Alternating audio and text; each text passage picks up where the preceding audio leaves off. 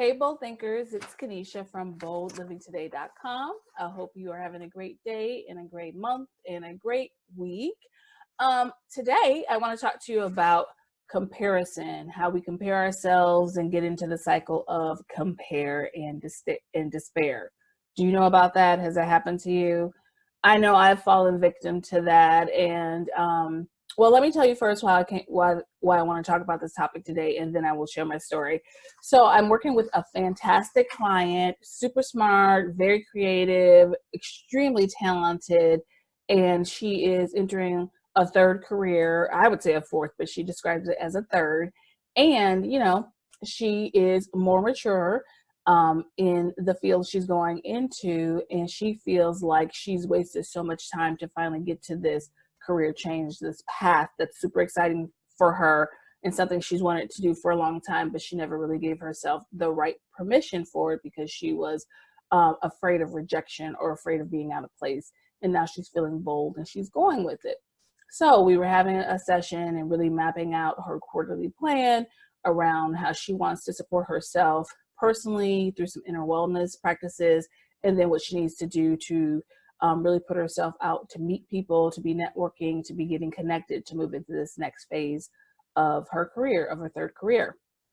And so we got into a conversation about comparisons, because during our discussion, she kept saying, well, I was looking at so-and-so, or I was looking at this website, or I was looking at so-and-so social media, or this organization social media, and it seems like everyone else has done, everyone else knows. So basically, she was an outsider and everybody else kind of had their finger on the pulse, and there was no way she was going to be able to insert herself into that space, into that information, into that context, because she just didn't have it. And, when we think we just don't have it and we start putting ourselves in a space of not going for it, that's part of the unfortunate cycle of self-rejection.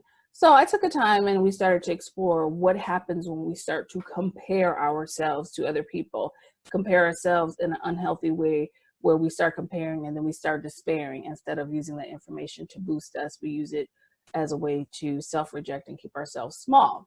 So then I shared the story about when I was working in a high school district, and I was very, very motivated about training other teachers to infuse more creativity and more cultural responsive teaching to their classrooms. And I was super passionate about this. I was reading all these books, I was taking these courses, and I was piloting some of the activities, materials, and the things I had learned in my own classroom. And so I was approached by an administrator, and I was asked to lead a little staff development, professional development on this topic. And I was like, pump your brakes. I can't possibly do that. Everyone else is so much older, more experienced. Who am I to step up and out and to really put myself out there as an expert, a novice expert, but an expert who was actually working on this and doing small case studies to really benefit the students I was serving. So I, at the time, had an excellent mentor who really sat me down and said, if you put the brakes on yourself and you spend so much time comparing what others are doing to what you're doing, then you're never going to move forward. You're always going to be stuck in the same place in this spiral of comparing and despairing and never getting on with it. And she said, it's okay if you don't do it perfectly the first time. That's never the expectation. But bring your passion, bring your creativity, bring your enthusiasm, and that should be plenty. And so I try to remember that. And in currently talking to my client about it, I took her through some exercises so that we could really pinpoint how these comparisons could support her instead of putting her into this box of self-rejection and feeling small and not moving forward. So I want to share with you what I told her, and I have the steps written down here, so I have to take a little peek so I don't forget what I'm talking about. So the first thing I told her, and this applies to all of us, is to do a social media audit for yourself. Do a social media audit for yourself. And what that means is look at the accounts you're following, the people that you're following, and think about, do they boost how you feel about yourself? Do they support kind of your goals or any of these target dreams you might have? Um, do they support your inner wellness? You know, show you things, model things, teach you things to help you have a better and bold mindset about what you're trying to do?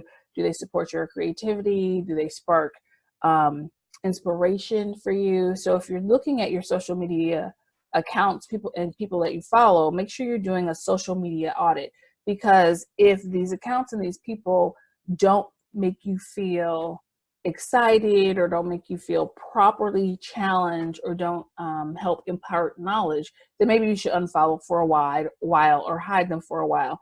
And not to make it personal or anything, but if you're trying to get out of the cycle of comparing and despairing, you have to do the art of subtraction. You have to audit away the social media accounts that are not serving you or not helping you boost your bold mindset and get out of the space of self-rejection. So that's one thing you can do.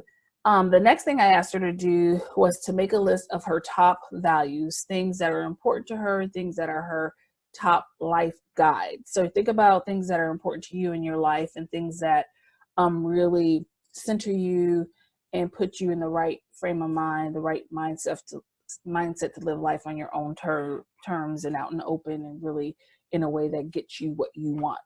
And so I had her make a list of her top 3 values, and then we put those 3 values into a chart. So we had them across the top of the paper, the 3 values, and then drew a line. And then when she found herself in a position of comparing herself to other people or to somebody's situation or to an organization or something that was linked to her goal for this career change, I told her to identify which value that comparison was coming from. So if the value was, and I'm just making this up because I don't want to talk about her value specifically, but if the value was abundance, as an example, and you saw somebody's social media account, or you saw a friend, or you saw a former colleague, or somebody who wanted to work with who fit the value of abundance, I told her to put their name in that particular category. If your other value was creativity and another value was spirituality, as you interact with people, observe things, learn things, and you found yourself going into the comparison cycle, put that information in the right column for your 3 values. And then with that, I told her this would turn into her admiration list. Instead of being a comparison list, it would now be her admiration list. And what that admiration list would do was to give her a guide on different information that she wanted to seek out. Maybe somebody had mentioned a book, a person she admired and mentioned the book, so she wants to read that book. Maybe she could reach out to that person who was really exemplary in a value that was important to her, and reach out to that person and conduct an informational interview perhaps. It's really important that when you find yourself comparing yourself to somebody in a healthy way, from a healthy mindset, as in, you know what, I would love to be at their level someday and I want to work toward that. Maybe I can get in touch with them and learn from them and have them support me in some possible way.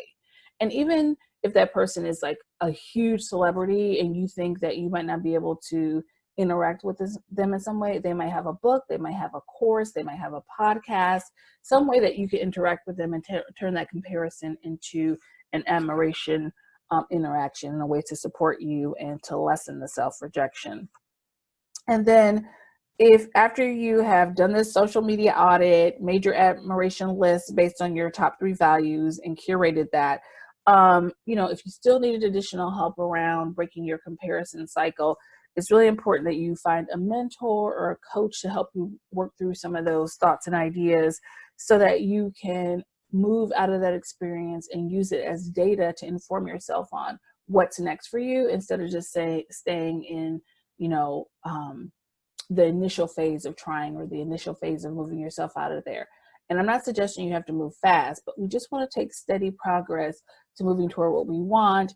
And we can't let comparison get in the way. We definitely can't let self-rejection put us in a box. And we have to really focus on those internal messages, or those habits, or those triggers that make us feel like, for whatever reason, we're not enough, or we can't do it, or we're not deserving, or we're not bold enough. So yeah, those are the things that we went through for working through the comparison cycle. And I think it's really important for all of us to get support around self rejection and to do a detox around that. And I have a great course. I hope you'll check it out.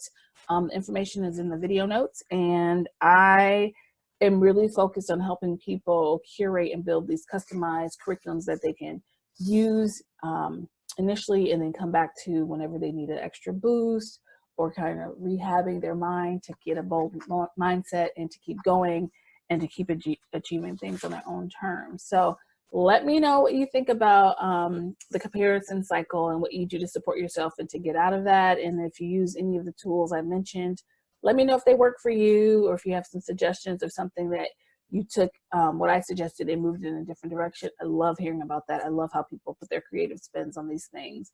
And of course, learn more about the Bold Living Today community at boldlivingtoday.com. And I would love to be connected. So check me out on Instagram and Twitter at Kanisha Baynard, and of course on Facebook at Kanisha Baynard Coaching. All right, everybody, let's stop comparing and despairing. You got this. Let's just figure out how you can harness your boldness to keep moving forward.